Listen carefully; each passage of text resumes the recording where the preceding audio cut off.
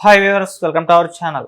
ముచ్చుమర్రి బాలిక కేసులో ఒక కొత్త ట్విస్ట్ చోటు చేసుకుంది. సో ఈ కేసులో రేప్ నిందితుడిగా ఉన్న వ్యక్తి లాకప్ డెత్ అయ్యాడని చెప్పేసి వార్తలు అయితే వస్తున్నాయి. మరి లాకప్ డెత్ ఏ విధంగా అయ్యాడు? తనే సూసైడ్ చేసుకున్నాడా, లేకుంటే పోలీస్ విచారణలో చనిపోయాడా అని చెప్పేసి క్వశ్చన్స్ అయితే రైజ్ అవుతున్నాయి. సో అసలు ఏం జరిగింది? సో ఇప్పుడు ఇదే అంశం మీద డిస్కస్ చేయడానికి ప్రజెంట్ మనతో పాటు జగదేవ్ గారు సీనియర్ జర్నలిస్ట్ ఉన్నారు. వారితో ఒకసారి మాట్లాడదాం. సార్ నమస్కారం. సార్ ముచ్చుమర్రి బాలిక కేసు ఎంత సెన్సేషన్ క్రియేట్ చేసిందో మనందరికీ తెలిసిందే. సో ఇప్పుడు ఆ కేసులో రేప్ నిందితుడిగా ఉన్న వ్యక్తి లాకప్ డెత్ అయ్యాడని చెప్పేసి వార్తలు రావడం చూస్తున్నాం. అసలు ఏం జరిగింది? నిజంగా లాకప్ డెత్ అయ్యాడా సార్? రేప్ నిందితుడు కాదు. ఇక్కడ చిన్న క్లారిఫికేషన్. రేప్ నిందితులు ఎవరైతే అత్యాచారం చేశారో వాళ్ళు బాలురు, 8th క్లాస్ ఏదో చదువుతున్నారు. నిజంగా అది మాట్లాడడానికి కూడా చాలా జుగుప్సగా అనిపిస్తుంది. వాళ్ళకి సంబంధించి వాళ్ళ కుటుంబ సభ్యుల్ని విచారణకి పిలిచి మాట్లాడినప్పుడు వాళ్ళని అదుపులోకి తీసుకున్నారు. మేబీ వాళ్ళు వీళ్ళని అంటే ఆ బాలికి సంబంధించిన డెడ్ బాడీని మాయం చేసేందుకు వీళ్ళు ఏదో వ్యూహాలు పడినారో లేదా కుట్రలు పడినారో ఏదో చేశారు. ఆ ముగ్గురికి సంబంధించిన కుటుంబ సభ్యులు ఎవరైతే ఉన్నారో వాళ్ళకు నలుగురిని అదుపులోకి తీసుకున్నారు.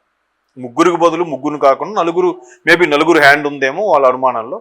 అయితే నలుగురిలో ఒకరు నిన్న లాకప్లో చనిపోయారు. అది ఏంటి, ఏం జరిగింది అనేది ఇప్పుడు మిస్టరీ. చేసింది మైనర్లు, చనిపోయింది మైనర్ బాలిక.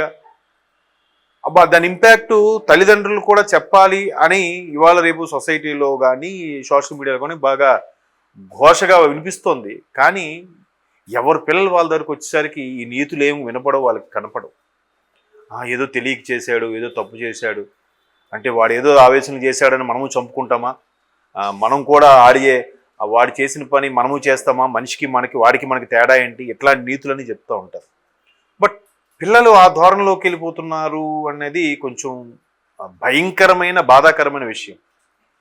బట్ దీన్ని వాళ్ళు అదుపులోకి తీసుకున్నప్పుడు, ఆ పెద్దలకు పిలిచి కౌన్సిలింగ్ ఇచ్చినప్పుడు, లేదా వాళ్ళ తరపున వీళ్ళు ఒకళ్ళ తప్పించుకుని మాట్లాడినప్పుడు గట్రా మరి ఏం జరిగిందో వీళ్ళు ఏవి తేడాగా మాట్లాడో తెలియదు. కానీ వాళ్ళు నలుగురు ఎవరైతే ఆ బాడీని మాయం చేయడానికి పిల్లల్ని ఎంకరేజ్ చేసేలాగా పేరెంట్స్ కానీ గార్డియన్స్ ఎవరైతే ఉన్నారో వాళ్ళు చేశారో అందులో నలుగురిని అదుపులోకి తీసుకుంటే ఒకరు లాకప్ డెత్ అయ్యారు. లాకప్లో చనిపోయారు కాబట్టి లాకప్ డెత్ అనగానే పోలీసులు కొట్టిన తీవ్ర దెబ్బలకి ఇట్లా అయిపోయారు అన్నట్టు చెప్తారు. బట్ మిగతా ముగ్గురు ఉన్నారుగా. ఇంకోటి కూడా ఏంటంటే లాకప్లో ఒకరిని ఉంచుతారు లేదా ముగ్గురిని అంతకన్నా ఎక్కువ ఉంచుతారు, కానీ ఇద్దరిని ఎప్పుడు ఒక లాకప్లో పెట్టారంట. ఎందుకంటే ఇద్దరిలో ఉన్నప్పుడు ఒకరు చనిపోతే రెండో వాడు విట్నెస్ కాదు, వాడే చంపేశాడేమో, ఏమో నాకు తెలియదు అంటాడు, నమ్మలేము. ఇలాంటి పరిస్థితులు ఉన్నాయని జైలు శాఖలో ఆ నిబంధన ఉందట. నాకు ఒక మిత్రుడు చెప్తే తెలిసింది. ఇద్దరిని ఎప్పుడు ఎట్టి పరిస్థితులు పెట్టరు, ముగ్గురు అంతకన్నా ఎక్కువ మంది, లేదా ఒకరిని ఒక దాంట్లో పెట్టచ్చు. సో అట్లాగా ఈ నలుగురిని ఒక దగ్గరే ఉంచుండొచ్చు. ఒకవేళ పోలీసులు దెబ్బలు తట్టుకోలేక చనిపోతే గనుక మిగతా ముగ్గురు కూడా సివియర్గా ఉండాలి. ఒక్కడనే ఎందుకు కొడతారు? లేదా ఈ ఒక్కడే కీలక పాత్ర పోషించి ఒక్కడనే సెపరేట్ ఉంచి కొట్టారా? మిగతా ముగ్గురు అరెస్ట్ అయి ఉన్నారు కాబట్టి వాళ్ళు ఏం చెప్తున్నారు? ఇవన్నీ కూడా తెలియకుండా మనం అదిగో పులి ఇదిగో తోక అనే విధంగా ఇవాళ రేపు సోషల్ మీడియాలో కొన్ని వార్తలు వస్తున్నాయి. దాన్ని మనం సీరియస్గా పరిగణలోకి తీసుకోకూడదు, తీసుకోలేము కూడా. బట్ బాలికకి ఏదైతే చేశారో దానికి సంబంధించి వాళ్ళ ఆవేశం తగ్గాలి. ఇప్పుడు జనరల్గా ఎవ్వరు కూడా హత్యావదంతం కానీ నేరం చేసిన ఎవరైనా కూడా ఆ ఒక్క ఫ్రాక్షన్ ఆఫ్ సెకండ్స్లో ఉండే ఆవేశం కొద్దీ చేస్తారు.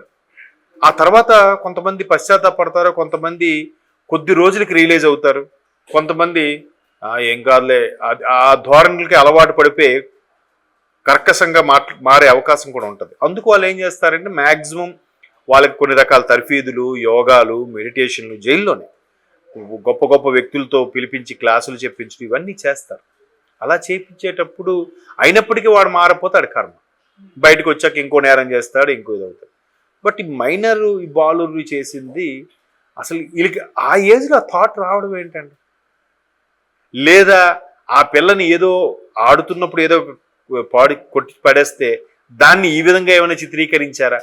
నిజంగా ఆ అమ్మాయి పేరు అత్యాచారం చేయబడిందా అంటే చాలా గొప్ప బాధ అనిపిస్తుంది. అసలు అంటే ఆ పదమే చూడండి, ఆ ఏజ్లో ఆ పదం వాడడానికే నాకు ఇబ్బందిగా అనిపిస్తుంది. మొత్తానికి వాళ్ళకి సంబంధించిన సభ్యులు ఒకరు చనిపోవడం అనేది మళ్ళీ వేరే దారి తీస్తుంది. అయితే ఇక్కడ కూడా మళ్ళీ కొన్ని రకాల వాదనలు వినిపిస్తుంటాయి. అటువంటి వాళ్ళని ఎంకరేజ్ చేసే వాళ్ళని కూడా ముందు కాల్చిపడేయాలి, వాళ్ళని చంపేయాలి, నరికేయాలని చెప్పి చాలామంది అభిప్రాయం చెప్తూ ఉంటారు.